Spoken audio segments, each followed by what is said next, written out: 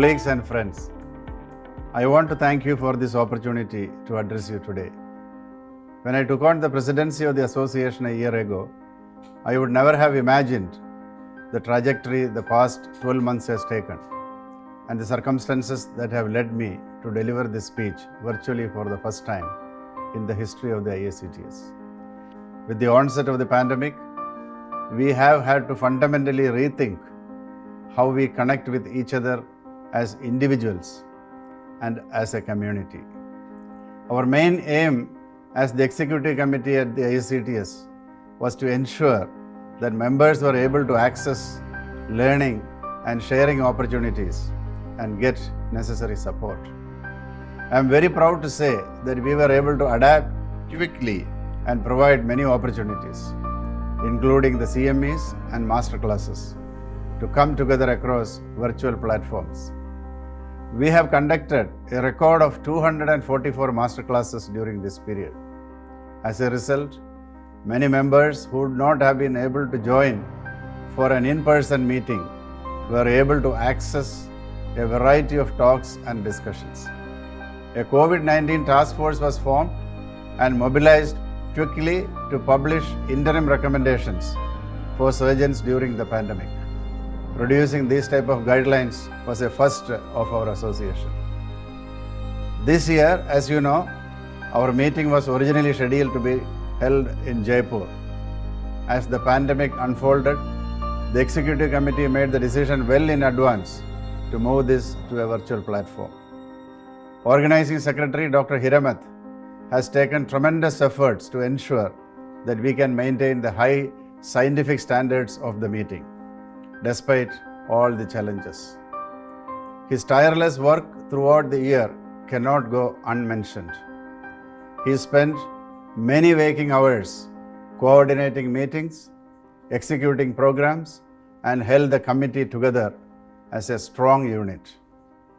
The scientific committee, under the leadership of Dr. K.S. Iyer, has worked tirelessly to bring together a strong, experienced, and an engaging faculty. To all the members of the executive committee, I would like to express my deepest gratitude. Without your dedicated time, support, and active inputs, it would not have been possible to continue our work through this period.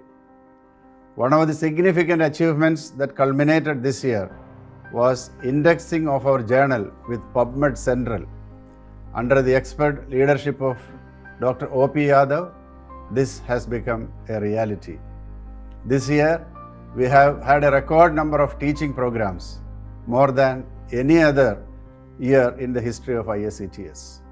I cannot forget to mention the endless hours of behind-the-scenes work being done by our valued staff member, Aditya, to support Dr. Hiramath. I also want to take this opportunity to welcome the incoming President, Dr. K.S. Iyer, who has brought his vast expertise and knowledge to the IACTS in a different capacity in the past. And I am sure he will continue to do so in the future in his new role. These unprecedented times remind me one of the critical lessons I have learned over my 42-year journey in the field of cardiothoracic surgery. That despite all the medical advancements and innovations in the world, human life is unpredictable. We can never assume that we have all the answers. Facing uncertainty has been a constant feature of my own life. As a son of a farmer, one of 7 children, we were brought up in an agricultural household in rural Kerala. A myriad of variables affected our everyday lives in deep ways, from unpredictable weather leading to floods, drought, and eventually famine at times. Through it all, my parents provided me with a strong foundation to encounter these challenges. They stressed the importance of education and hard work, inculcated values around equity and equality, and ensured we treated others with dignity and respect. My father, a farmer, was a perfectionist and a firm believer in gender equality.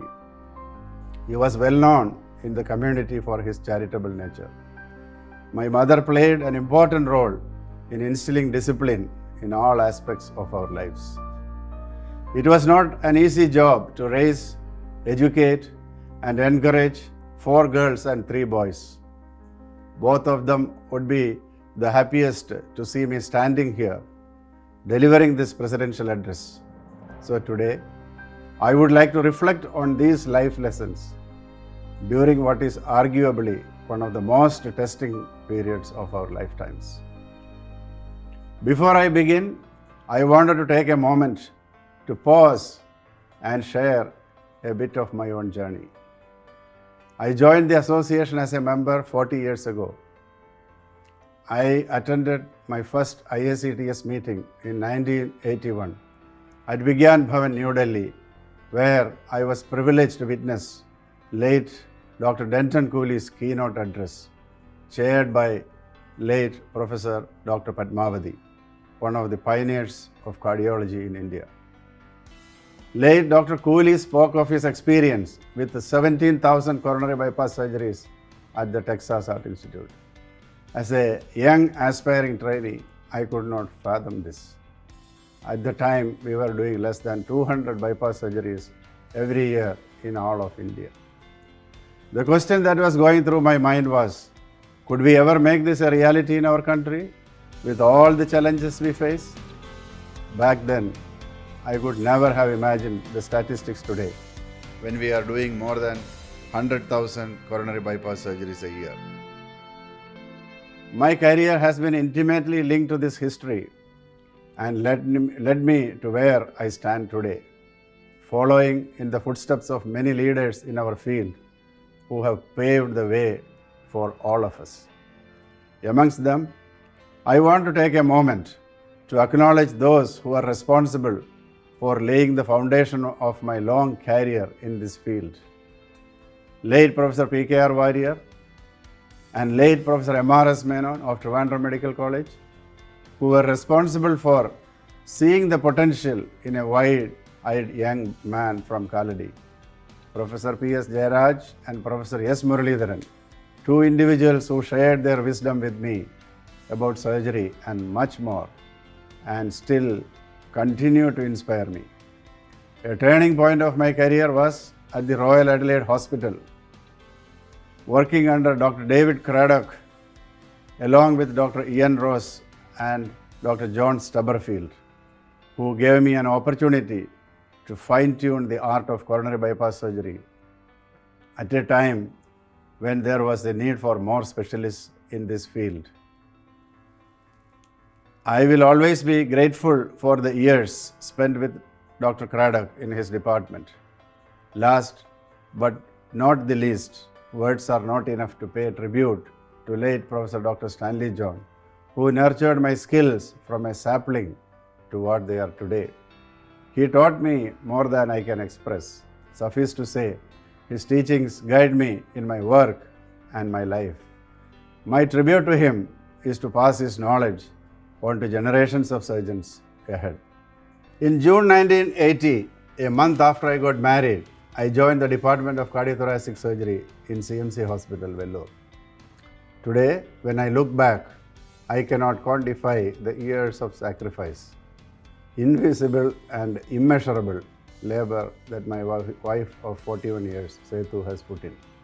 There were times when she had to take the lead in raising our 2 girls, while I had to endure years of 18-hour days and sleepless nights. Her strength and conviction are an inspiration to me. She imbibed in our children a sense of service and has always pushed them to fulfill their dreams. Those close to us know her amazing creativity, which she shares with others generously. It's also no secret that she always puts the finishing touches on all my presentations. My daughters, Gayatri and Gopika, while not following my specific career path, have chosen fields of social significance and impact and continue to make me proud. My daughter Gayatri, in her work as a teacher, children's book author and parent, is committed to encouraging a sense of curiosity in the way children look at the world. Her focus is to guide them to be open without biases and question stereotypes. My younger daughter Gopika is a dedicated human rights and gender justice campaigner. She currently leads a team at a global feminist organization advocating for the rights of the most marginalized women and girls in India and beyond. Their chosen partners, Harish and Rohit, are innovators in their respective fields, but most importantly, are kind, caring, and supportive. Lastly, to the joy of our lives, my 5-year-old grandson Kailash. His sparkle inspires me to be hopeful for the future and reminds me of the importance of leaving behind a better world than I entered. Like many presidents before me, deciding on what to focus on today was a big challenge.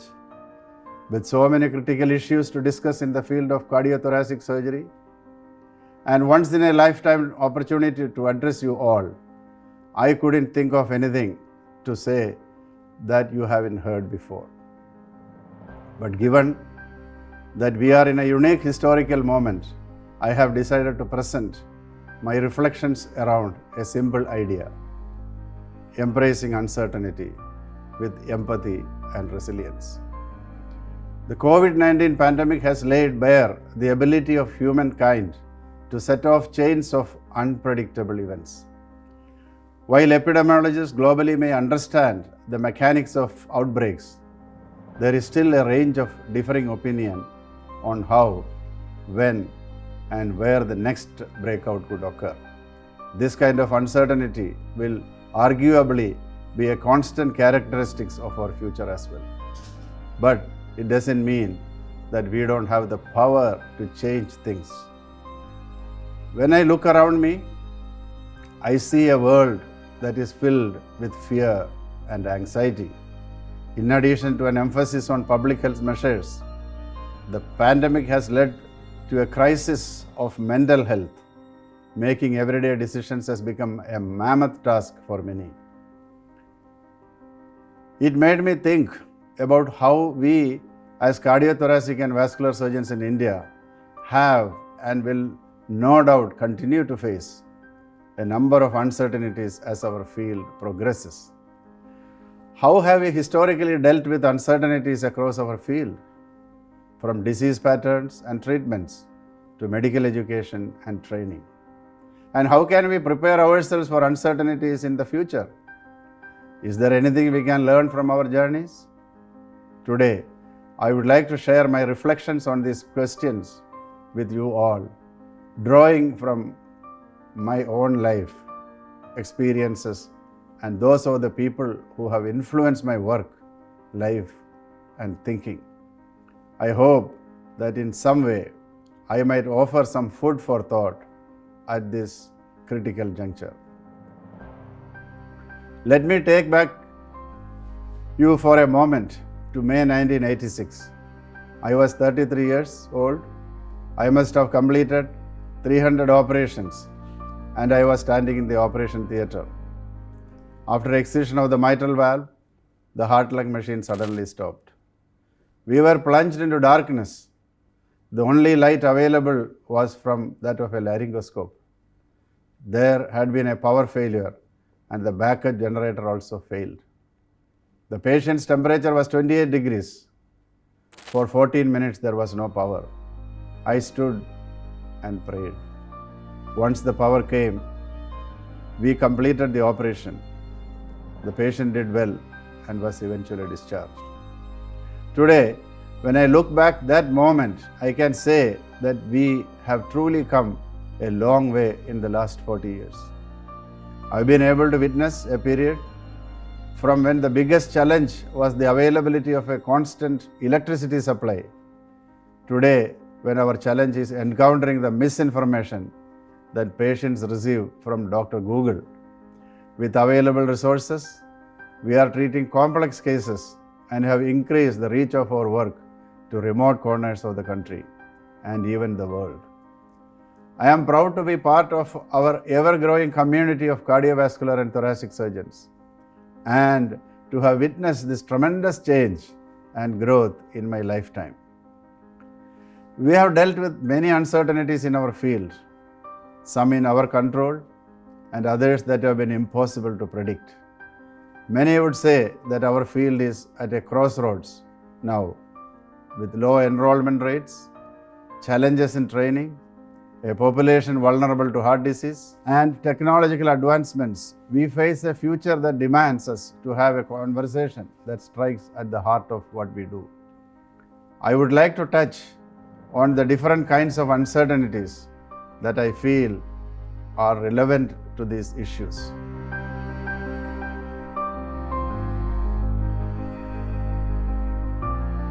When we talk of uncertainty, I want to start at the very beginning of how each and every one of us got here, our education and our training.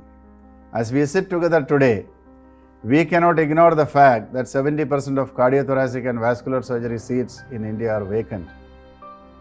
While there may be no single reason that contributes to this, and admittedly there are many reasons out of our individual control, it is certainly a cause for concern and reflection for us all. My observation is that young medical graduates face many unknowns. In a world of too much information and high financial and social pressures, they are faced with difficult decisions and choices. In our field, the path is long and the learning curve is steep. We are placed in tough working conditions, and unfortunately, early in this career, as all of you have experienced, the monetary benefits are not commensurate to the rigors of the work. Women continue to face significant societal and institutional barriers, preventing them from being able to advance in this field. This is not something we can ignore. For those undergoing training, rapid developments in cardiac surgery over the past 10 to 15 years has placed a huge responsibility on teachers and trainers to keep up with ever-evolving, minimally invasive techniques. I often wonder what this means for our training programs. How can we remain relevant and innovative? How can we ensure that we are doing the very best for our patients? I will come back to this question a little later.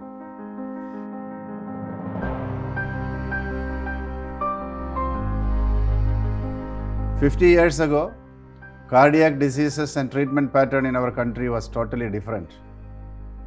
As I reflect back on the operations that were performed in 1982 when I completed training, there is little resemblance of the work that is being done all over the world today. As the Greek philosopher Heraclitus said, the only constant is change. Thanks to improvements in our healthcare systems, rheumatic heart disease has decreased to a large extent. Proportionately, lifestyle diseases like coronary artery disease have increased. This could partly be due to increased life expectancy. When I joined cardiac surgery, patient survival was a big news, whereas today, losing a patient is framed as a mistake. 50 years from now, we will be facing a totally unique set of issues. We can aim to predict what these might be, but the reality may be a different story. I'm sure it would be beyond our imaginations. During my training, I could never have comprehended operating on a beating heart. None of this should deter us from trying new things. We must accept rapid changes in disease patterns and be prepared to adapt and adjust.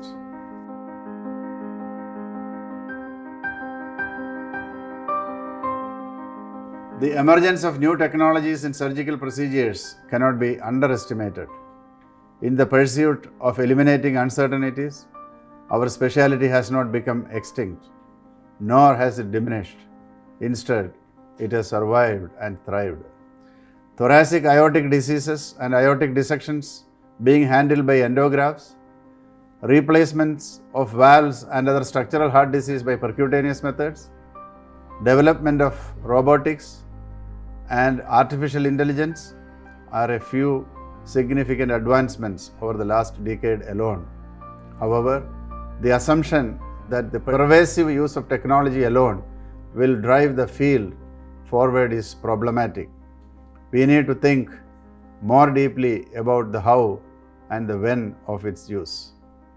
Recently, I heard a cardiac surgeon talk about how he doesn't go to the post-operative cardiothoracic surgical ICU to see patients, highlighting the advantages of being able to monitor and care for patients remotely. How ironic is that many patients often just crave the human touch to meet their surgeon and share their problems in the immediate post-operative period. Though it may seem here that technology provides us with a quick fix, in this case, I would argue that we think twice before generalizing about the advantages of taking rounds on a cell phone.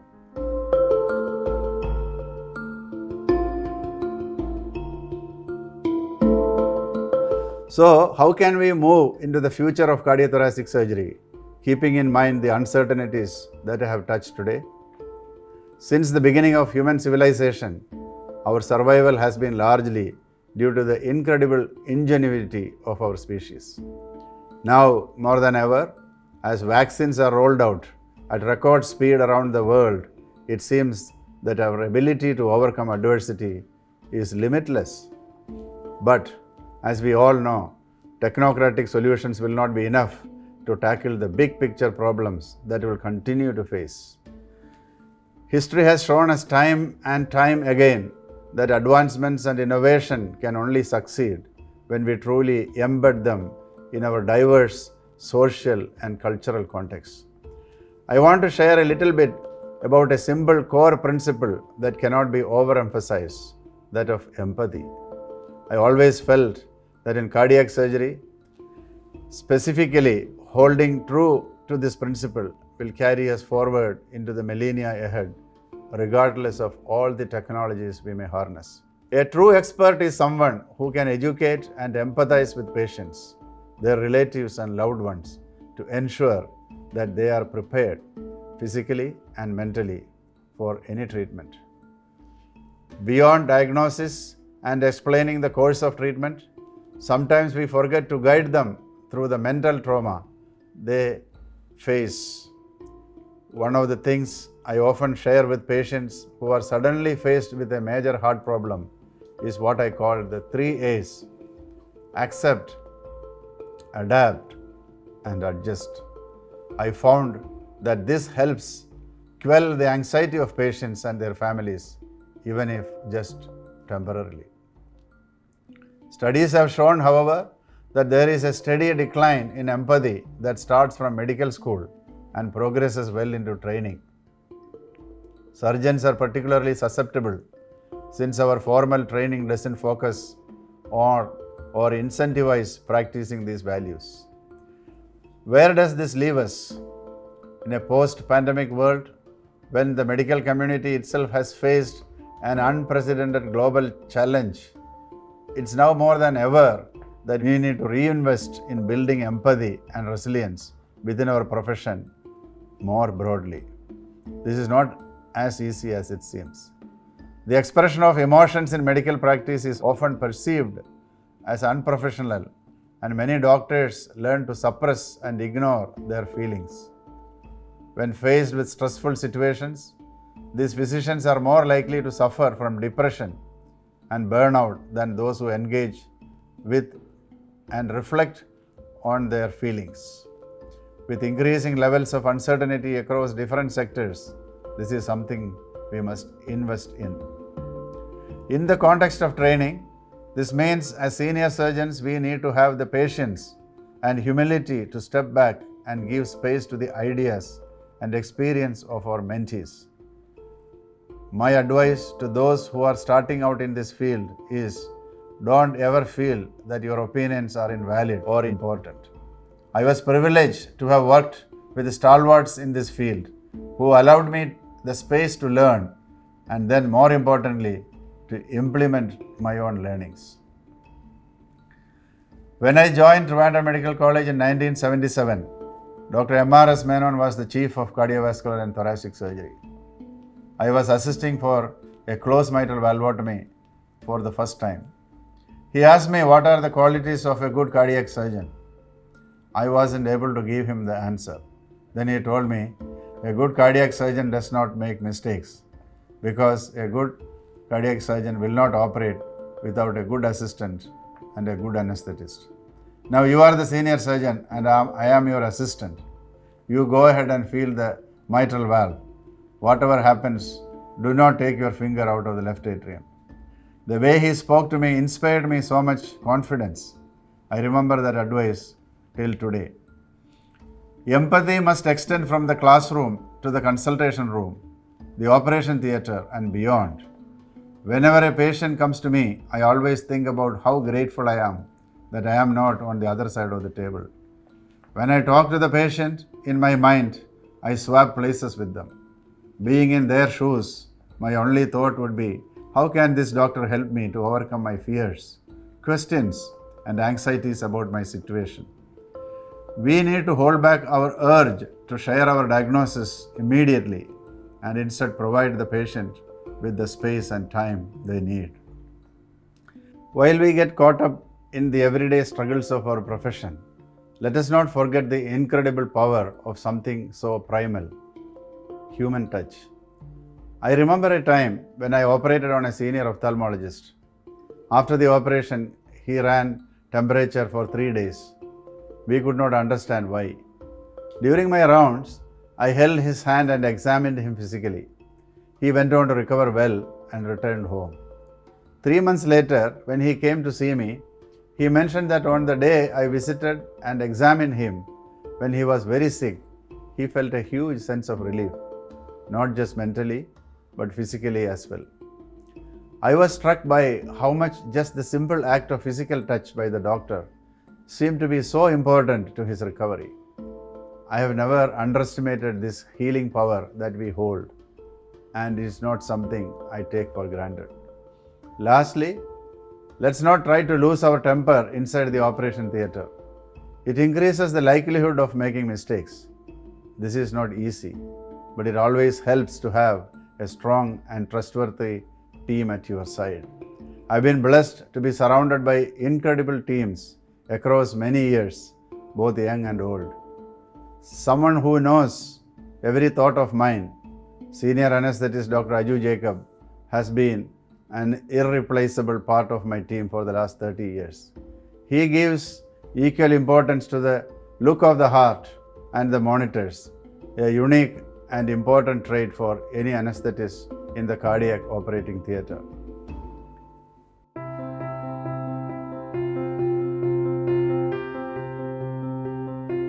While our everyday practice must be embedded in empathy, an analysis of our field as a whole must be visionary and bold. It requires a lot of patience and imagination, and a tremendous amount of what I would like to talk about next, resilience. You would agree that one of the biggest global challenges of our times continues to be that of climate change. Climate scientists and experts who are dedicated to finding global solutions to this issue speak often of climatic resilience. Climate resilience can be generally defined as the capacity for a socio-ecological system to do two main things: absorb stresses and maintain function in the face of external stresses imposed upon it by climate change, and adapt, reorganize, and evolve into more desirable configurations that improve the sustainability of the system, leaving it better prepared for future climate change impacts. If we draw parallels, resilience in our field could be defined as our ability to deal with the health challenges that will surely arise due to changes in the environment, our lifestyles, and broader socio-political changes. The pandemic has raised questions about the status quo across the board. It is no longer enough to proceed as normal now. We need to think more deeply about our so-called desirable configurations that can improve sustainability. Our focus on resilience must extend from education and training right up to patient care. We must be ready as leaders to invest in building strong, innovative systems to face the future and to ensure that our field remains relevant in the years to come. On the topic of training, I recently came across a well-articulated piece in JACC, which recognizes an ongoing paradigm shift in the management of structural heart disease through new endovascular platforms. The authors have summarized some critical and practical solutions directed at trainees to thrive during what they refer to as a transition within a transition. This is a time during which trainees are expected to take on clinical responsibilities, acquire new skills, as well as predict changes in the landscape of cardiovascular surgery. I believe they are applicable to all of us during this time of seismic shifts. Here is a summary of these solutions. 1. Embrace the unremitting transitions inherent in any dynamic and academic discipline. Second, be willing to engage in new experiences, even if they appear to deviate from your predetermined long-term plan. 3. Be deliberate in practicing a new skills to prevent being deterred by the learning curve. 4. Engage in social or academic interdisciplinary gatherings to exchange ideas and to collaborate on projects. 5. Seek diverse mentors who may be able to connect you to new learning opportunities. And lastly, attend conferences or seminars on new devices or clinical trials to explore new technologies. While these are important words of advice for trainees, we must also recognize that innovative and bold steps must be taken by mentors to help trainees navigate this transition within a transition. There needs to be much more flexibility in allowing trainees to pursue opportunities to grow their skills and knowledge during the latter part of their training programs. This would require some radical steps to restructure the training program. Are we ready to make this a reality? Resilient systems also require combined thinking and interdisciplinary knowledge. For example, in the context of aortic surgery, complex surgeries were not being done till last 15 years in our country. We had the opportunity in the early 2000s to meet with and interact international specialists in this field. The combination of their expertise and our knowledge about context and disease pattern in India led to a rapid development of aortic surgery in the recent years. Without these kinds of exchanges, our systems would remain stagnant. Being resilient system also means ensuring that everyone, including the most vulnerable and marginalized, should be able to access life-saving treatments. In India, we have the unique ability as a fast-developing country to help other developing nations overcome challenges like this. Unfortunately, the lack of data and research has been one of the restricting factors. While individual hospitals or surgeons may document specific cases, having a bird's eye view of what is happening in our discipline is critical. As of this year, we have taken a significant step towards this. After much hard work, we are launching the IACTS database today. This ambitious project will allow us to collect data from different centers and to analyze in greater detail the status of cardiothoracic surgery in India. For this initiative to succeed, we will need all of your cooperation and participation. The rich analysis that can be harnessed from this will not only be useful to us as a community, but also beneficial to those of us who present our work at international forums. I hope we all can work together to make this reality in the years to come.